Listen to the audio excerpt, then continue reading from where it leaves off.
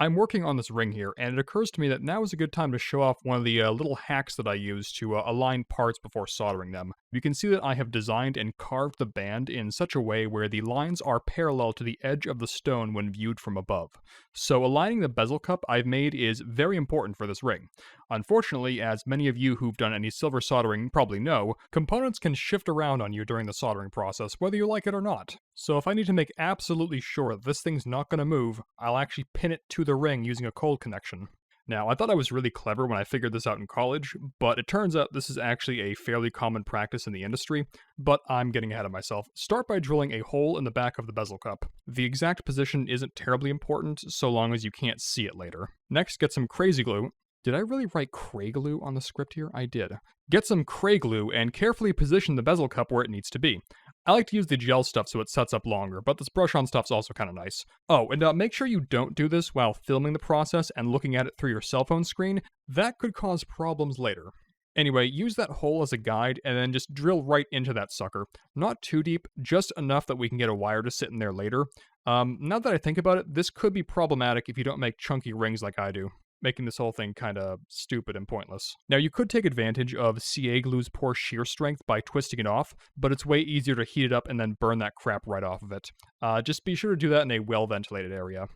Don't breathe this. Now, get a wire that's the same diameter as the hole that you've drilled in both parts, and solder it right into that depression that you've put in the metal. Oh hey, remember when I said that looking at it through my cell phone screen caused problems? Yeah, I screwed up the alignment because it turns out when you look at something through a Pixel phone, there's a slight fisheye effect, and when I got to this step, it looked really off.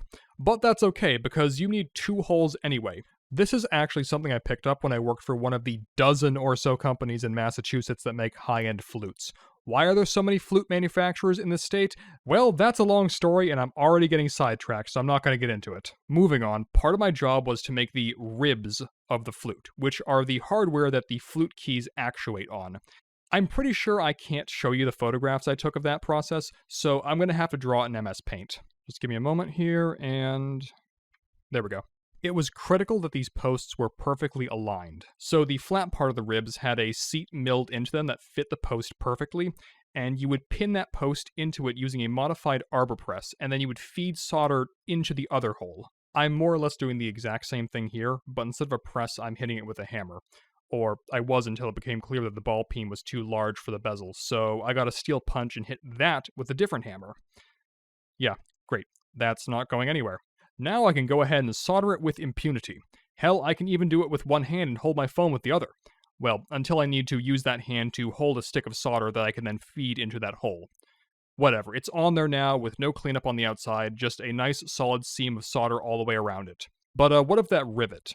Well, if you have nice flush cutters, you may be able to cut the head off the rivet that way, but I don't, so I resort to a ball burr.